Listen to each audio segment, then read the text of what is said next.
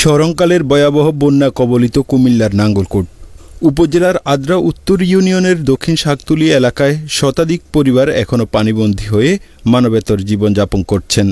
বন্যা পরিস্থিতি দিন দিন অবনতি হওয়ায় শুকনো খাবার, বিশুদ্ধ পানি ও শিশু খাদ্য সংকটে পড়েছে উপজেলাবাসী। গত 7 দিনেও সরকারি বা বেসরকারি কোনো ত্রাণ পৌঁছেনি এলাকাটিতে। বন্যার পানি উঠান ও সড়কে থই থই করছে। ভুক্তভোগীরা বলেন,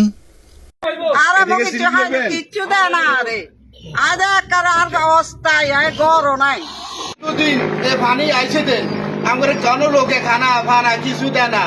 আচ্ছা আর ভাই গুড়ি পরি মরি যায় অবস্থা সহযোগিতা করে না, আমরা অচুন গেট যাই না, যাই কি করবো?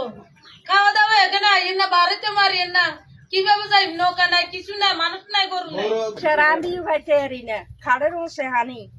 এলাকার পরিস্থিতিটা কিন্তু খুবই খারাপ। আজকাল 7 দিন পর্যন্ত আমাদের 41টা পরিবার এখানে কোন লোকের সবাই ঘরে পানি, কেউ খাইতে পারতেছে না। আমাদেরকে কি উপায়?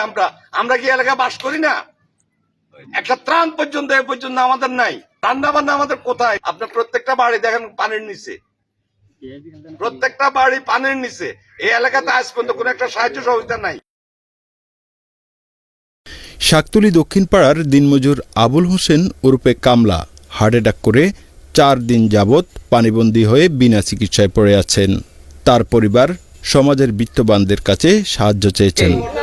এখনো খাই নাই তো, এখনো বলতে আজ 1 সপ্তাহ খাই নাই, 4টে মুড়ি খাইতে আছি। কিন্তু খাওয়া দাওয়া খাইতে পারি না, অনুমতি অবদান আইন আজ 1 সপ্তাহ 10 দিনের মতো খুব কষ্ট আছি। একটা মানুষ আমরা এলাকার মাঝে অন্য আইন আঙ্গুল না। আমাদের এটা শাকতুলী দক্ষিণ পাড়া, আমরা খুবই খারাপ অবস্থায় আছি। একটা লোক ডাক্তার না, ওষুধ নাই, কোনো কিছু নাই।